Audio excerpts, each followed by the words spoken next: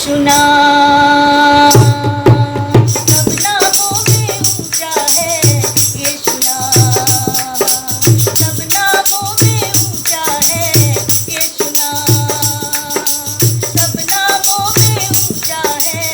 यीशु नाम स्वर्ग में धरती पर धरती के नीचे दूजा कोई नाम नहीं है।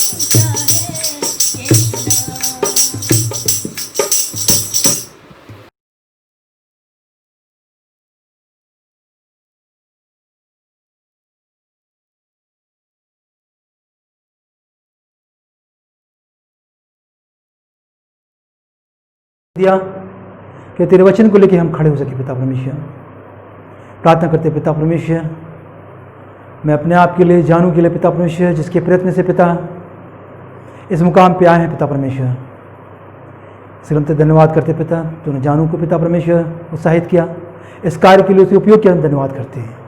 मैं अपने आप के लिए प्रार्थना करता पिता, मैं जब तेरे वचन को लेकर खड़ा होता पिता, तेरे वचन को पिता जब बोलता पिता परमेश्वर, तो मेरे साथ होकर बातचीत कर पिता, तो मुख से होकर बातचीत कर पिता परमेश्वर। जो वचन निकले पिता तेरे होने पाए पिता, मेरे मन, मेरे बुद्धि, मेरे दिमाग से नहीं पिता, पर तेरे ओर से होने पाए पिता परमेश्वर। इस छोटी सी विनती को सुनो, ग्रहण कर, तेरे बेटे क्रिस्ट के नाम से मांगते हैं, आमीन। परमेश्वर को धन्यवाद हो आज के समय के लिए, आज के दिन के लिए जो परमेश्वर ने हमें अवसर दिया, और विशेष धन्यवाद करते हैं भाई जानू का। विचारेंगे वो है लूका रचित सुसमाचार, उसका 12वां अध्याय और उसका 49 पद। लूका 12 उसका 49, जहाँ इस प्रकार लिखा हुआ है, मैं पृथ्वी पर आग लगाने आया हूँ और क्या चाहता हूँ केवल यह कि अभी सुलग जाती। मैं पृथ्वी पर आग लगाने आया हूँ और क्या चाहता हूँ ये केवल यह कि ये भी सुलग जाती।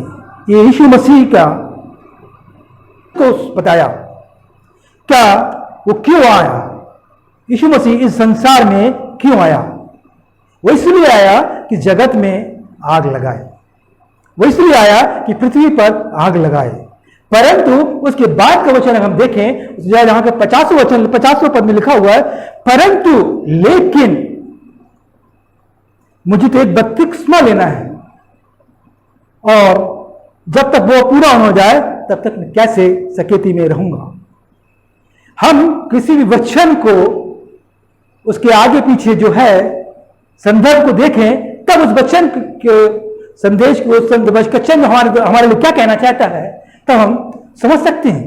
यहां लिखा है कि मैं पृथ्वी पर आग लगाने आया हूं। यहां यीशु मसीह अपने आने के मकसद को बताता है, यहां यीशु मसीह आने के उद्देश्य को बताता है कि मैं इस जगत में आग लगाने आया हूं, और चाहता है कि सुलग जाती, पर अभी तक वो सुलगी नहीं है। उस आग को लगाने के लिए, उस आग को सुलगाने के लिए आवश्यक है कि एक स्टेज और हो, एक प्रोसेस हो, एक कार्यक्रम हो। और वो कार्यक्रम क्या है? एक और बात है, वो है मुझे बपतिस्मा लेना आवश्यक है।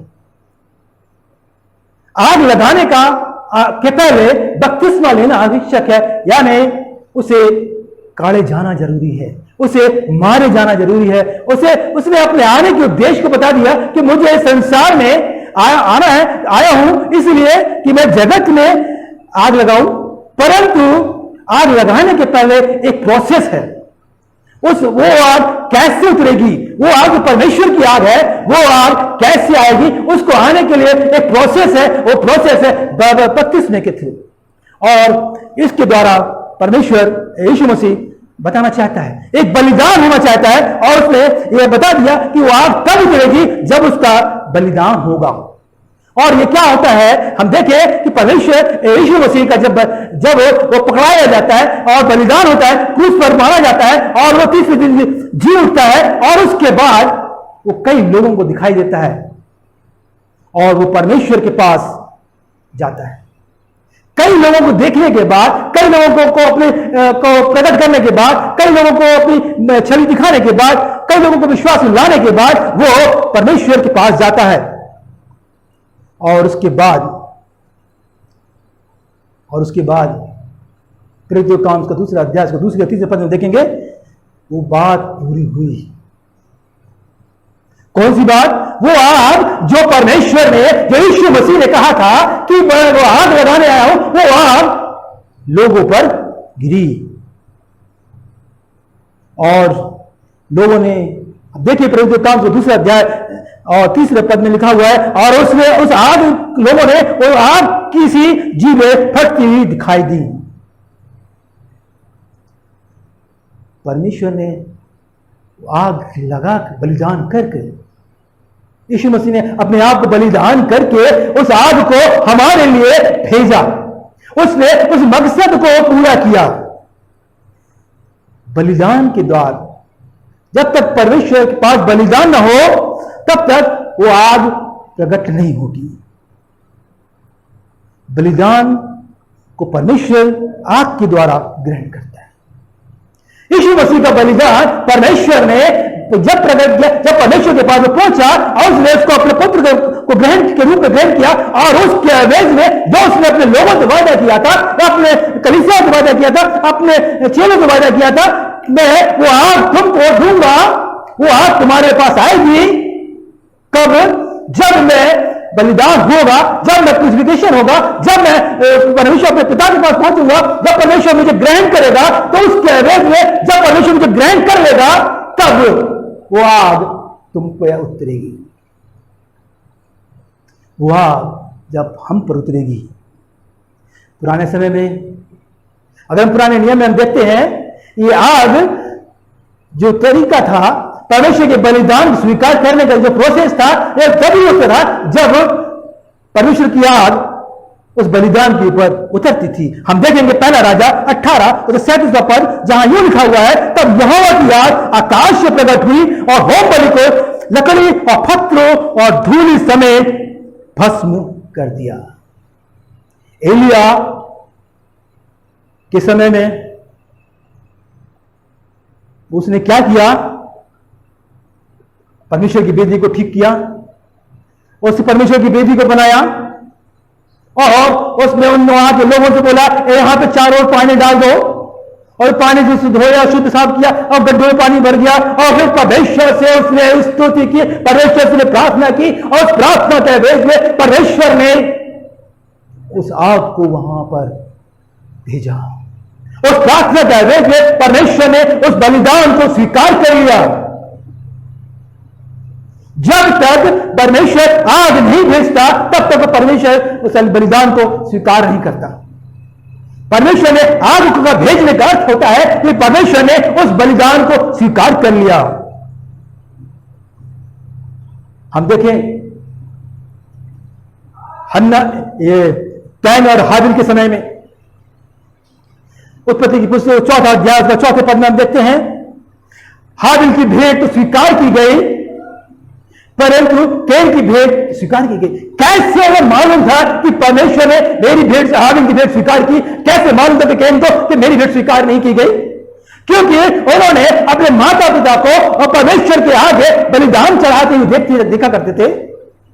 क्योंकि उन्हें बचपन से ये देखा करते थे कि मेरे पिता मेरी माता लोग परमेश्वर के आगे घुटने टेकते हैं, परमेश्वर के आगे बलिदान करते हैं, और जब परमेश्वर अपने बलिदानों को अपने पास ग्रहण कर लेता है, तब परमेश्वर की बलिदानों को स्वीकार कर लेता है, तब उसमें आग बरसती है, तब उस बलिदान पर आग आती है और वो स्वीकार कर ली जाती है। वही आग हाबिल की भेंट को ग्रहण कर लिया खुदावंद ने। वो आग हमें दर्शाती है कि परमेश्वर ने आपकी भेंट को स्वीकार कर लिया। इसी तरीके से यीशु मसीह के बलिदान को जो क्रूस पर चढ़ाया गया था, उसने अपने आप को पिता को सौंपा, अपने आप को क्रूस पर सौंपा, ताकि हमारे उद्धार हो सके, ताकि वो आग जो खुदावंद इस दुनिया में लेकर आना चाहता था, वो आग जो यीशु मसीह अपने लोगों को देना चाहता था, वो आग जो कलीसिया को देना चाहता था, वो हमें मिले। कब? जब वो बलिदान हो जाए और वो पिता के पास पहुंच जाए और पिता उसे स्वीकार कर ले, और स्वीकार करने के एवज में उसने वो आग को भेजा। हम देखें जहां प्रेरितों के काम से दूसरा अध्याय में देखें, और प्रेरित 120 लोग उस जगह पर इकट्ठे परमेश्वर की स्तुति, पेंतीकोस्त का दिन आया, यीशु मसीह मारा गया, गाड़ा गया और तीसरे दिन जी उठा और लोगों को दिखाई देता रहा। और जब पेंतीकोस्त का दिन आया, लोग इकट्ठे होकर परमेश्वर की स्तुति आराधना कर रहे थे। पेंतीकोस्त के दिन वो आग, वो परमेश्वर का वो वायदा, वो यीशु मसीह का वो वायदा जो अपने लोगों के लिए था, अपनी कलीसिया के लिए था और अपने चेलों के लिए था, वो वहां पर प्रकट हुआ। वो आग आकर उन पर ठहर गई, वो आग आकर उन पर घिरी, वो आग आकर उन पर स्थिर हो गई, और वे लोग अन्य भाषाएं बोलने लगे। वे लोग उन लोगों की भाषाएं बोलने लगे जो वहां पर थे। वे लोग नहीं जानते थे कि क्या बोल रहे हैं, पर ऐसा लग रहा था कि सब मेरी भाषाएं बोल रहे हैं, मेरे देश की भाषा बोल रहे हैं, मेरे प्रांत की भाषाएं बोल रहे हैं, परंतु सबको ऐसा लग रहा था ये मेरी भाषा है। क्यों? क्योंकि वे आग, परमेश्वर की आग उन पर प्रकट हो गई थी। परमेश्वर चाहता है कि आग सबको मिले। मत्ती रचित सुसमाचार 30 अध्याय 11 पद में यूहन्ना कहता है कि मेरे से आने वाला है जो मैं तो तुम्हें पानी से बपतिस्मा देता हूं, पर मेरे बाद जो आएगा वो तुम्हें पवित्र आत्मा और आग से बपतिस्मा देगा। ये वही बपतिस्मे की बात कर रहा है यूहन्ना जो यीशु मसीह ने वायदा किया था, जो ये प्रेरितों के काम के समय में हुआ था। वो आग देना चाहता है, वो ऐसी आग जिसके द्वारा हम बल और सामर्थ मिलता है। यीशु मसीह चाहता है और परमेश्वर चाहता है कि मेरे लोग आग बन जाएं। इब्रानी की पुस्तक का पहला अध्याय और 7 पद में कहता है, इब्रानी 1:7, वो अपने सेवकों को धधकती हुई आग बनाना चाहता है। वो अपने लोगों को धधकती हुई आग बनाना चाहता है। और लिखा हुआ है कि अपने स्वर्गदूतों को, किसी को आंधी हो, किसी को तूफान, परंतु अपने लोगों को धधकती हुई आग बनाना चाहता है, अपने सेवकों को धधकती हुई आग बनाना चाहता है। वो सामर्थ्य तो है और स्वर्ग सामर्थ्य तो है और सब कुछ है, परंतु वो यीशु मसीह और खुदावंद और अपने लोगों को क्या करना चाहता है? धधकती हुई आग बनाना चाहता है। वो चाहता है कि वो आग हम में और आप में आने पाए, ऐसी आग जिसके द्वारा हम लोगों को परिवर्तित कर सकते हैं। ये आग जब आप में और हम में आएगी तो क्या परिवर्तित होगा? ये परमेश्वर की आग जो है, ईश्वर की आग जो आग है, यह परमेश्वर की जो आग है हमें नष्ट नहीं करती। ये ऐसी आग है जो जलाती नहीं है। हम देखें निर्गमन की पुस्तक उसका 3रा अध्याय उसका 2रा पद, जहां इस प्रकार से लिखा हुआ है, वह है झाड़ी जल तो रही थी पर भस्म नहीं होती। झाड़ी जल तो रही थी पर भस्म नहीं होती। मूसा ने देखा उस आग को। यह ऐसी आग है जो भस्म नहीं करती, यह ऐसी आग है जो नष्ट नहीं कर सकती, परंतु जिसको वो आग मिलती है वो प्रज्वलित हो जाता है। जिसको वो आग मिलती है वो बहुत चमकदार हो जाता है, वो नष्ट नहीं करता। मूसा को वो आग मिली, वो मूसा चरवाहा था।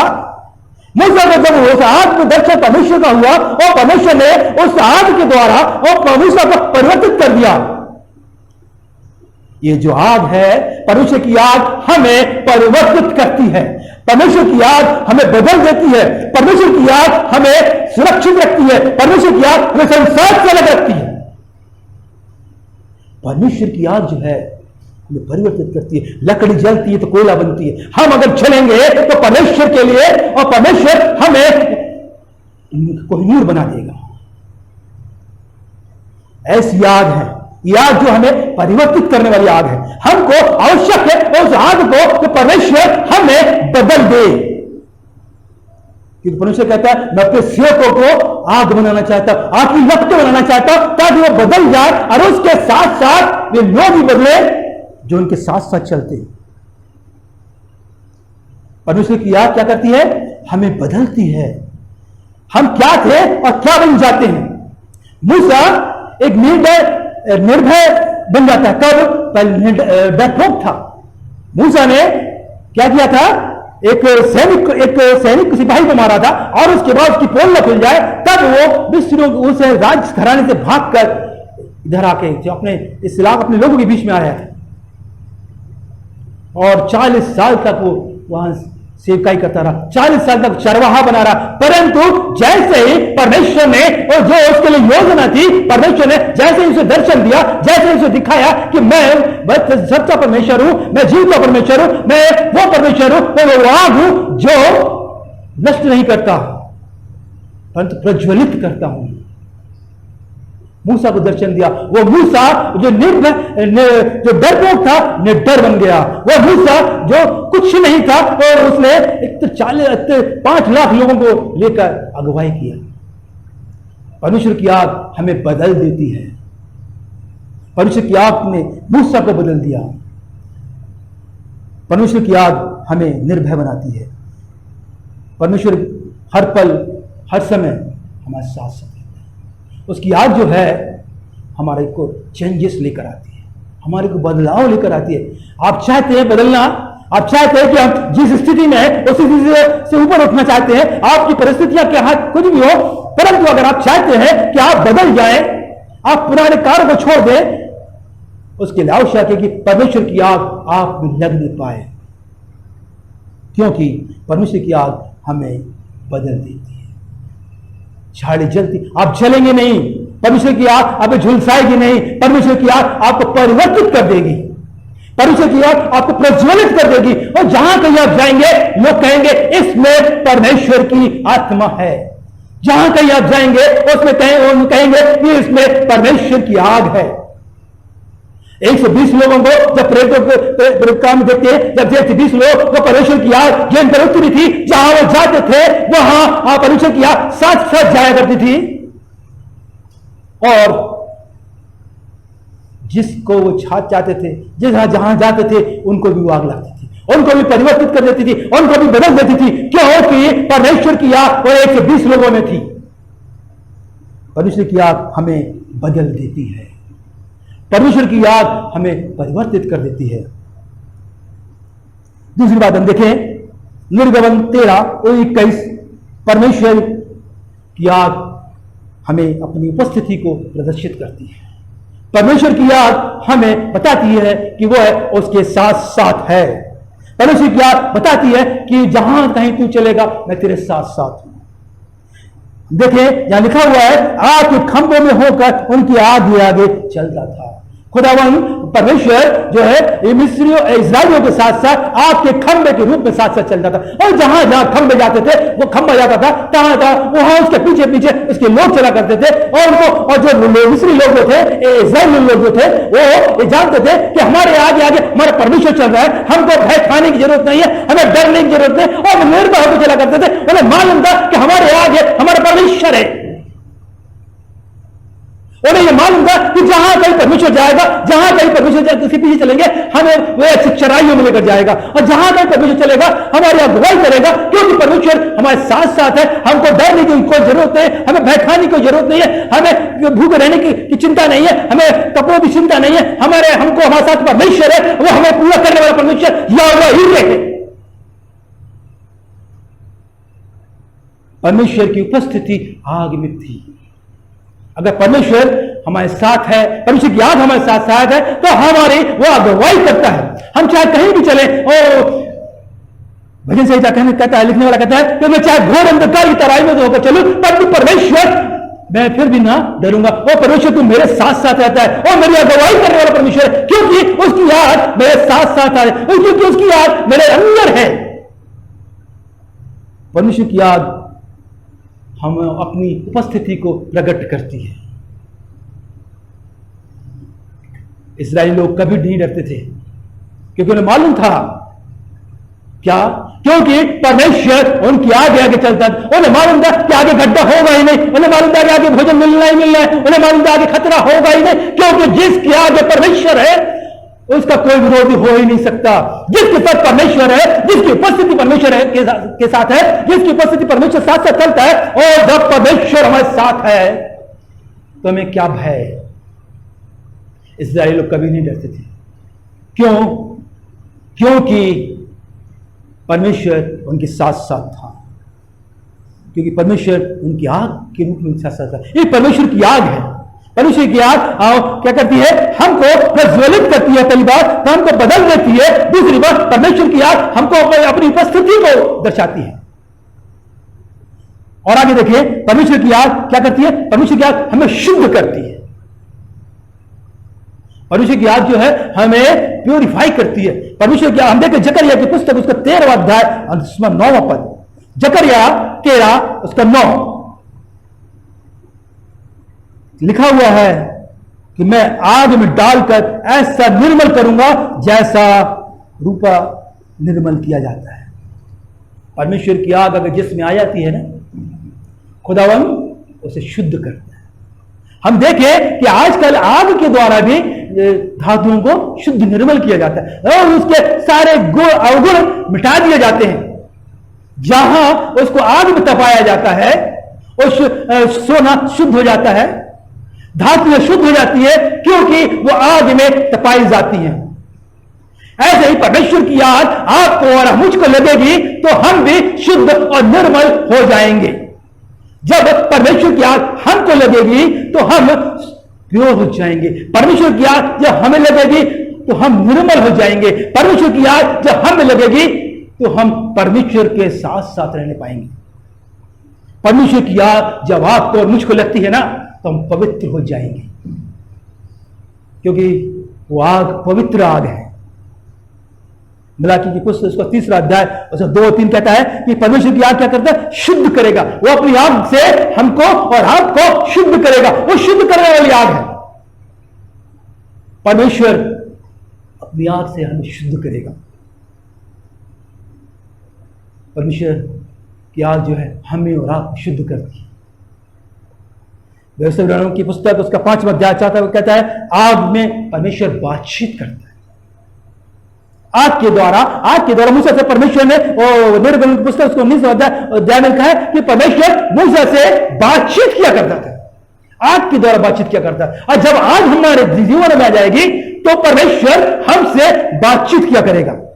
आग जब हमारे जीवन में आ जाएगी तो परमेश्वर से हम बातचीत कर सकते हैं। आज हमारे जब जीवन में आ जाएगी तो हम परमेश्वर के साथ साथ रह सकते हैं। परमेश्वर की आग जो है हमें परमेश्वर के सम्मुख लेकर आती है। प्रियो, परमेश्वर की आग हमें उसकी संगति प्रदान करती है, क्योंकि जब हम बातचीत करते हैं इसका अर्थ होता है कि हम परमेश्वर के साथ हैं। हम बातचीत उसी से करते हैं जो हमारे करीब है। हम दूर से बातचीत नहीं कर पाते। आज की नई टेक्नोलॉजी है, नए फोन से बात करते हैं, परंतु हम बात करने का आनंद, बात करने का, सुनने का आनंद तब ये जब फेस टू फेस बातचीत करने पाए, चेहरा देखने पाए या उसकी उपस्थिति को महसूस करने पाए। जब परमेश्वर की आग आप में और मुझ में आ जाएगी, जब परमेश्वर की आग आप में आ जाएगी, तो आप परमेश्वर की नजदीकी को महसूस करेंगे, परमेश्वर की उपस्थिति को महसूस करेंगे, तब हम बातचीत करने पाएंगे। परमेश्वर की आग हमें बातचीत कराती है। परमेश्वर की आग जो है हमें बातचीत कराती है। और एक और बात देखें, परमेश्वर की आग क्या करती है? हमें सामर्थ्य देती है। परमेश्वर की आग जो है हमें बल देती है। परमेश्वर की आग जब आपको आग मुझ में आ जाएगी तो हम बहुत शक्तिशाली हो जाएंगे। फिर जो काम में देखते हैं, और जब ऊपर आग उतरी और फिर दूसरे अध्याय में देखते हैं और वो एक नन्हे भाषा बोलने लगे और 120 लोग, उसके आगे हम देखिए प्रेरित काम दूसरा अध्याय 14 से 41 में, और उन्होंने 3000 लोगों को मसीही बनाया। वो पतरस जिसने 3 बार प्रभु का इंकार किया कि मैं इसे नहीं जानता, अरे वो तो मैं उसका उस प्रांत का हूं ही नहीं, अरे मैं उसके साथ हूं नहीं, और मैं तो हूं ही नहीं, मैं उसके साथ रहा ही नहीं कभी।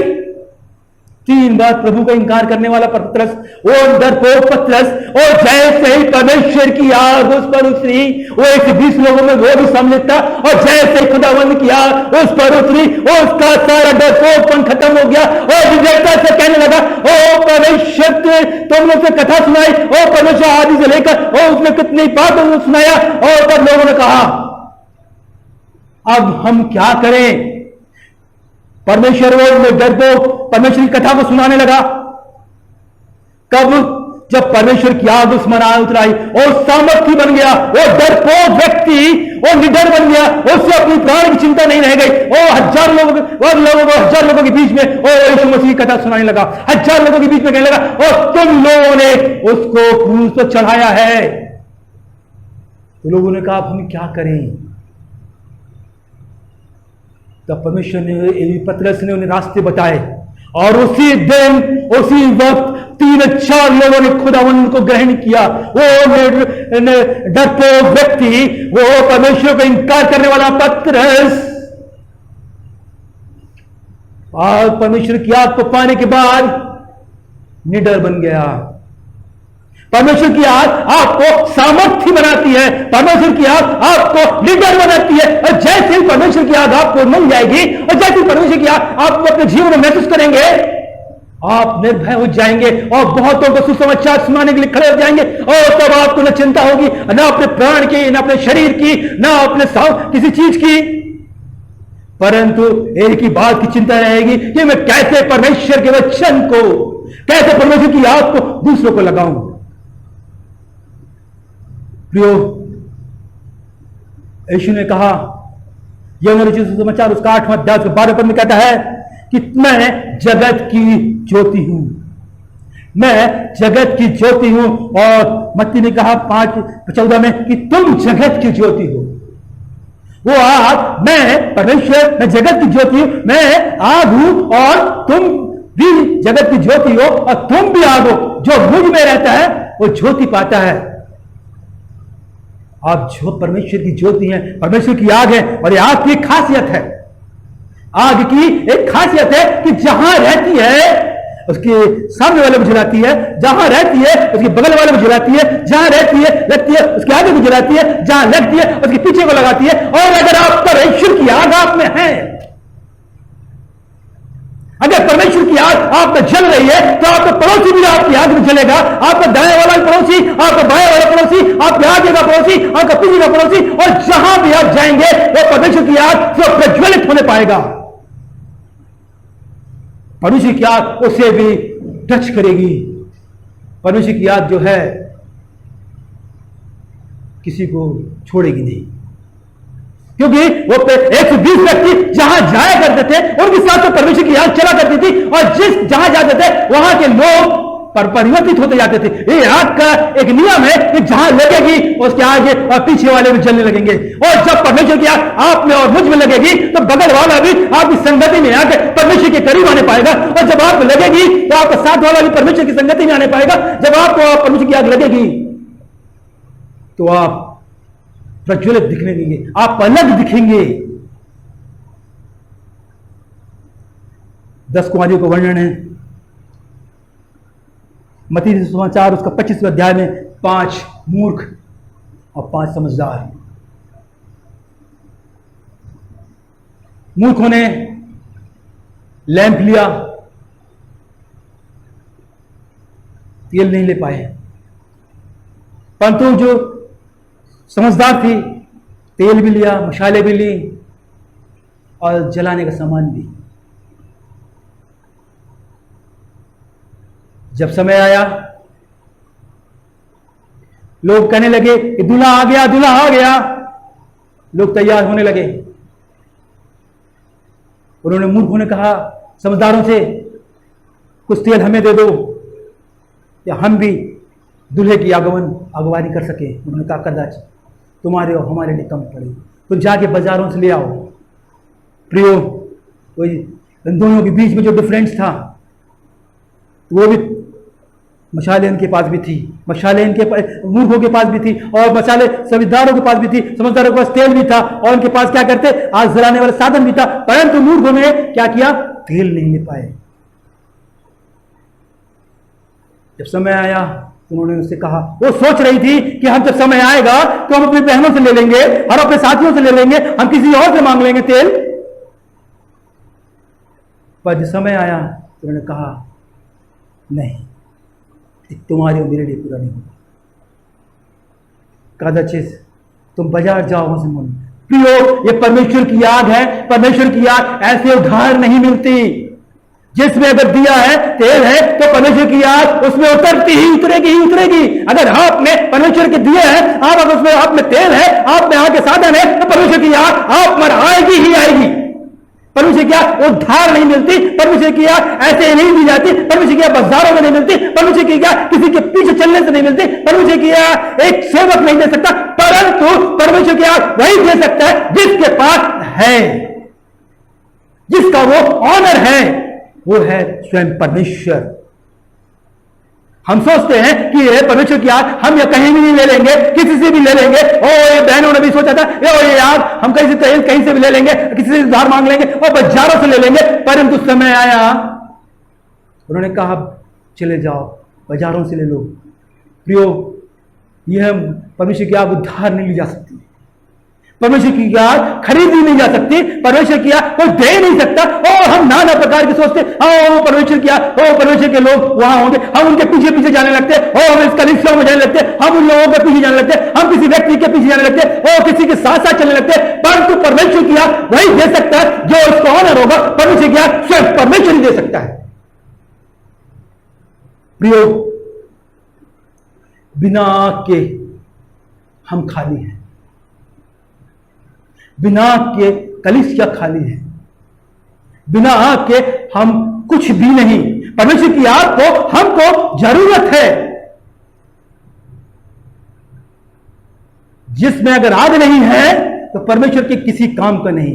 आपके तो छोड़िए, परमेश्वर के काम के तो छोड़िए, शैतान भी आपको उपयोग नहीं करेगा। हम गुनगुने ना बने, हम ज्वलंत बने, हम प्रज्वलित बने। परमेश्वर की आग आपकी जरूरत आपको और मुझको है। परमेश्वर की आग संसारिक नहीं है, परमेश्वर की आग आत्मिक है। परमेश्वर की आग ऊपर से आती है। हम संसार की ओर न देखें, हम मनुष्यों की ओर न देखें, हम सेवकों की ओर न देखें, हम कलीसिया की ओर न देखें। हमको देखना है तो खुदावन की ओर देखें, हमको देखना है तो ऊपर की ओर देखें, क्योंकि ये आग जो है ऊपर से उतरती है, ऊपर से उतरेगी। और हमारी आशा, हमारे विश्वास ऊपर होना चाहिए और ऊपर खुदावन के ऊपर होना चाहिए, ताकि वो आग हम पर उतरे और हम प्रज्वलित होकर लोगों को प्रज्वलित करें। जैसे एक मोमबत्ती दूसरे मोमबत्ती को जलाती है, तीसरे को जलाती है, तीसरा आगे को जलाती है। हमको परमेश्वर चाहता है कि आप परमेश्वर की आग बन जाए, इब्रानी की पुस्तक उसका पहला अध्याय 7वें पद में कहता है कि वो अपने लोगों को, अपने सेवकों को धधकती आग के लपटों बनाना चाहता है। वो लपटे बनाना चाहता है ताकि हम दूसरों को प्रज्वलित कर सके। वो आग बनाना चाहता है ताकि हम दूसरों को सुलगा सके। वो आग बनाना चाहता है कि हम शुद्ध हो सके। वो आग बनाना चाहता है कि हम उसके साथ साथ रह सके, उससे हम बातचीत करने वाले बन सके। प्यारो, प्रियो, इस क्लिप्स के माध्यम से, इस वीडियो के माध्यम से अगर आपने और मुझने अगर परमेश्वर की आग को अभी तक ग्रहण नहीं किया है और परमेश्वर की आग को अभी तक महसूस नहीं किया है और आपके द्वारा अगर कोई प्रज्वलित नहीं हो पाया, अगर आपके द्वारा कोई बच्चा नहीं है, आपके द्वारा कोई सुलगा नहीं है, आपने किसी को अभी तक कुछ नहीं किया है और किसी ने यह नहीं कहता कहा है, तो जरूरत है परमेश्वर की आग आप में मुझ में होना आवश्यक है, क्योंकि आप में और मुझ में सब कुछ है। परमेश्वर चाहता है कि तेल, आग जलाने वाली वस्तु भी आप में है, उसके आवश्यक तेल भी आप में है और समझदार भी आप हैं। जब आप समझदार भी हैं और आवश्यक तेल भी है, आग लगाने का आवश्यक साधन भी है, तो परमेश्वर आपको अपने आग से प्रज्वलित करेगा और परमेश्वर अपनी आग से आपको जलाएगा और परमेश्वर अपनी आग से आपको चमकाएगा। और वो आग जो कभी भी नष्ट नहीं करती, वो आग जो आपको परिवर्तित कर देती है, वो आग जो आपके आगे चलकर आपका मार्गदर्शन करती है और किस राह में चलना है, वो आग जो आपसे बातचीत करती है। खुदावन की आग जो है आपको लिए चलेगी और चाहे किस भी परिस्थितियों में हो, जैसी भी स्थिति होगी, वो आग आपको लेकर चलेगी। हमको आवश्यकता है, हमारी कलीसिया को आवश्यकता है और हमारे परिवार को आवश्यकता है और हमारे समाज को आवश्यकता है ये परमेश्वर की वो आग हम में और आप में और सब में आने पाए, क्योंकि खुदावंद यीशु मसीह कहता है मैं इसलिए आया कि इस संसार में आग लगा दूं और उसकी आवश्यक है कि पहले मैं बपतिस्मा लूं। और जब परमेश्वर यीशु मसीह ने और उसके पहले कि वो गाड़ा गया, मारा गया और हमारे लिए चढ़ाया गया और तीसरे दिन जी उठा और खुदावंद के पास पहुंच गया और उस बलिदान को परमेश्वर ने स्वीकार किया और उसके एवज में और उन्हें 120 लोगों पर खुदावंद ने आगे बरसाई। वही आग खुदावंद चाहता है कि आपको और मुझे मिलने पाए। वही आग परमेश्वर चाहता है कि आपको और मुझे मिलने पाए ताकि ये संसार बचाया जाए। प्रियो, अगर उस आग को आपने मैंने महसूस नहीं किया तो हम परमेश्वर किसी काम के नहीं। उस आग को अपने जीवनों में महसूस करना आवश्यक है और उस आग को हमारे लिए आवश्यक है कि जब तक वो आग हमारे लिए नहीं रहेगी हम परमेश्वर के काम के नहीं। आवश्यक है कि वो आग हम में जाना चाहिए। जब आप में आएगी, आपके परिवार में आएगी, आपके परिवार में आएगी, आपके पड़ोस में आएगी, आपके पड़ोस में आएगी, आपकी कलीसिया में आएगी, आप लोगों के बीच में आएगी और आप आके वो आग दिखने लगेगी, क्योंकि वो आग नष्ट करने वाली आग नहीं है, वो प्रज्वलित करने वाली आग है, वो परिवर्तित करने वाली आग है। हम प्रार्थना करें खुदावा, वो तेरी आग के लिए हम प्यासे हैं। वो आग मुझे बरसा दे खुदावन, वो आग से मुझे टच कर, वो आग से मुझे जला दे ताकि मेरे सारे अंदर के पाप नष्ट हो जाए और मैं एक परिवर्तित इंसान हो जाऊं। उस आग के द्वारा तू मुझे शुद्ध कर ताकि मैं तेरे लायक बन जाऊं। उस आग के द्वारा मुझे निर्मल कर ताकि मैं तेरे साथ साथ चल सकूं। उस आग के द्वारा मैं तेरे से बातचीत करना चाहता हूं। जब खुदावा की आग आप में और मुझ में आएगी ना, तो वो हम को लिए चलेगा। जैसे इजरायलियों को जंगल में 40 वर्ष तक लिए चलता रहा, वैसे वो जिंदगी भर तक आपको लिए चलेगा। आपको लिए चलेगा, आपके परिवार को लिए चलेगा, आपकी आने वाली पीढ़ी को लिए चलेगा, क्योंकि वो आग आप में पाई जाती है, आपकी कलीसिया में चलेगी। आज की हमारी प्रार्थना यही होना चाहिए,